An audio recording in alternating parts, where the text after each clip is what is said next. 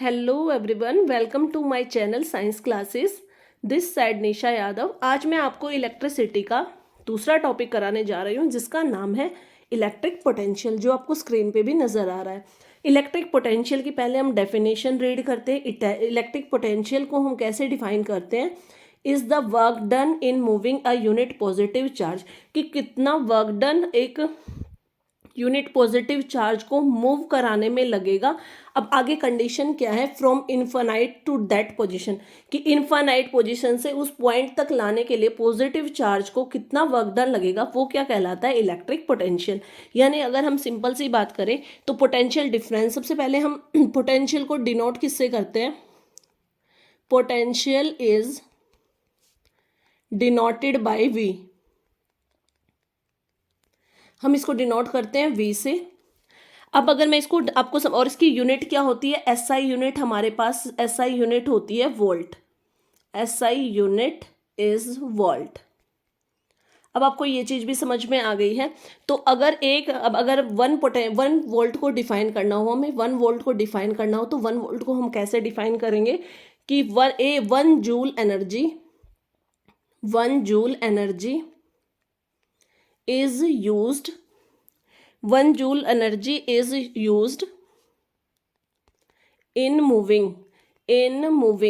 इसको मूव कराना हमें कितना? 1 यूनिट चार्ज, क्योंकि चार्ज की कितना होगा? 1 यूनिट चार्ज हमारे पास पॉजिटिव चार्ज है, उसकी एसआई यूनिट क्या लेंगे? 1 यूनिट कूलम चार्ज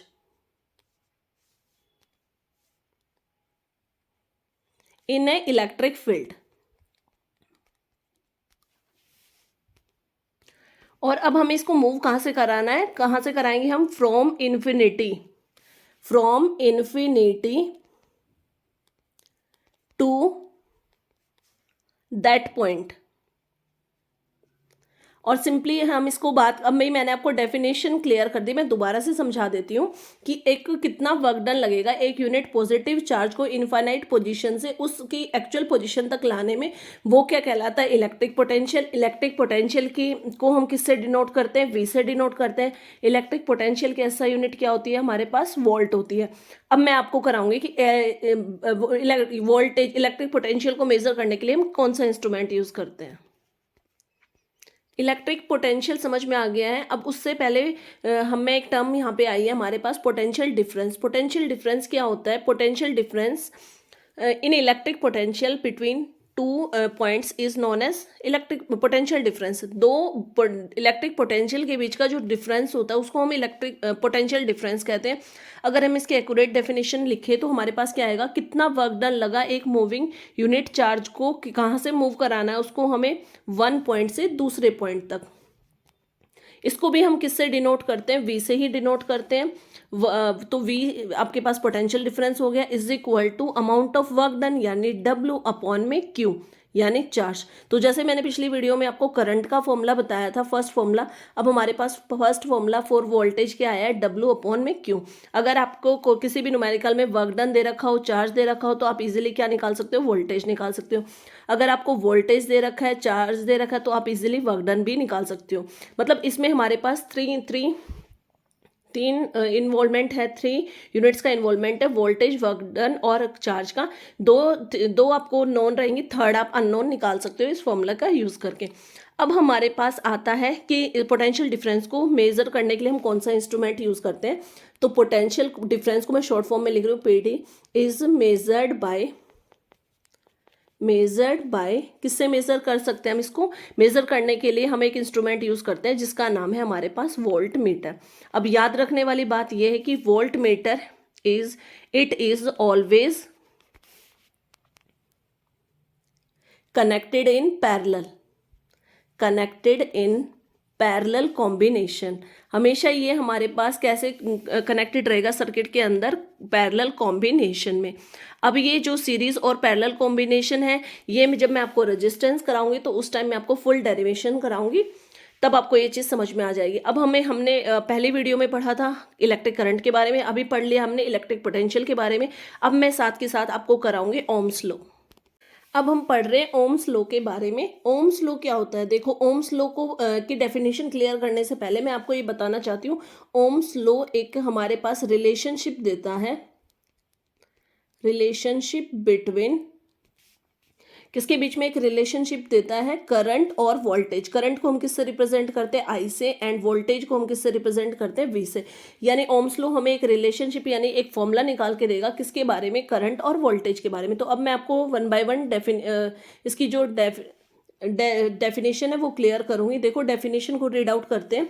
डेफिनेशन बिल्कुल ध्यान से समझना है। इसमें क्या होता है कि टेम्परेचर को हमें कांस्टेंट रखना है, एट कांस्टेंट टेम्परेचर, यानी टेम्परेचर हमारा कांस्टेंट रहेगा, फिक्स रहेगा। तो जो current flowing through a conductor, suppose एक वायर के अंदर से जो करंट फ्लो कर रहा है वो क्या होगा? डायरेक्टली प्रोपोर्शनल होगा किसके? Potential difference across the ends, यानी आई डायरेक्टली प्रोपोर्शनल टू क्या हो जाएगा? वोल्टेज के लिए। डेफिनेशन मैं दोबारा से क्लियर कर देती हूँ।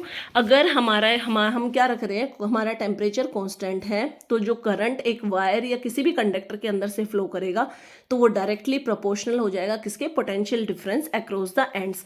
अब डायरेक्टली प्रोपोर्शनल का मतलब क्या होता है? अगर करंट बढ़ेगा तो वोल्टेज बढ़ेगी, अगर वोल्टेज घटेगी तो करंट घटेगा, मतलब दोनों चीजें इक्वल अमाउंट में चलेंगी। आई डायरेक्टली प्रोपोर्शनल टू क्या आ गया? वी। तो आप इसको ये भी लिख सकते हो ना, V directly proportional to I according to Ohm's law. क्या लिखा आपने? और लेकिन यहाँ पे आपको साथ साथ ये लिखना पड़ेगा एट कांस्टेंट टेम्परेचर।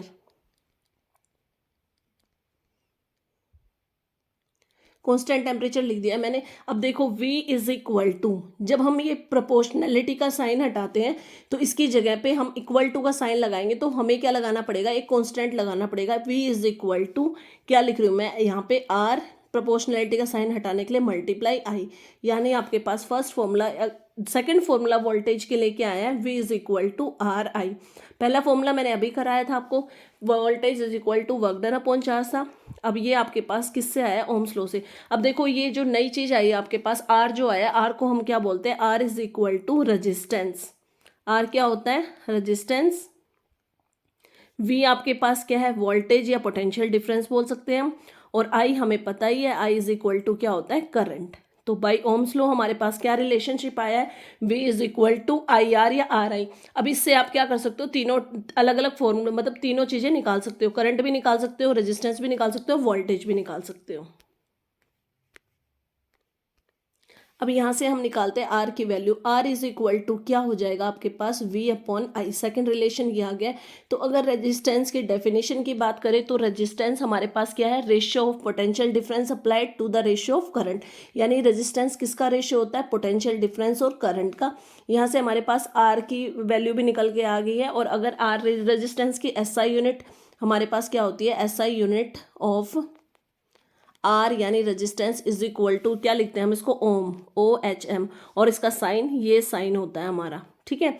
इसके मैग्नीट्यूड के साथ में आप ये वाला सिंबल लगा सकते हैं। साथ के साथ यहाँ से हम करंट की वैल्यू भी निकाल सकते हैं। करंट निकालोगे तो करंट इज इक्वल टू क्या फॉर्मूला हो जाएगा आपके पास? V upon R. ये रिलेशनशिप आ गया। अब अगर इसको रिलेशनशिप को ध्यान से देखें तो दो तीन चीजें आती है। देखो, आई डायरेक्टली प्रोपोर्शनल टू क्या हो रहा है? V। यानी क्वेश्चन में अगर हमारे पास सर्किट के अंदर करंट बढ़ेगा तो वोल्टेज भी बढ़ेगी, अगर करंट घटेगा तो वोल्टेज भी घटेगी। ठीक है, आपको समझ आ गया। दूसरा पॉइंट हम क्या लिख सकते हैं? आपके पास क्या आया है? I is inversely proportional to 1 upon R। इसका मतलब मैं समझाती हूँ, अगर करंट बढ़ेगा तो रेजिस्टेंस घटेगा, और अगर करंट घटेगा तो रेजिस्टेंस बढ़ेगा, मतलब एक दूसरे के अपोजिट होंगे। ये था आपका relationship related to Ohm's law. तो इस वीडियो में मैंने आपको इलेक्ट्रिक पोटेंशियल के बारे में बात की है, ओम्स लॉ के बारे में बात की है। अब नेक्स्ट वीडियो में हम पढ़ेंगे रेजिस्टेंस की, जो मैंने दो कॉम्बिनेशंस की बात की थी आपसे, resistance series and parallel combination, वो मैं आपको पूरा डेरिवेशन के साथ सॉल्व करके बताऊंगी। तब तक के लिए अगर आपको मेरी वीडियो पसंद आई हो तो प्लीज़ ज़्यादा से ज़्यादा लाइक करें, चैनल को सब्सक्राइब करें, और आप मुझे अपने कमेंट्स भी दे सकते हैं। तब तक के लिए बाय बाय।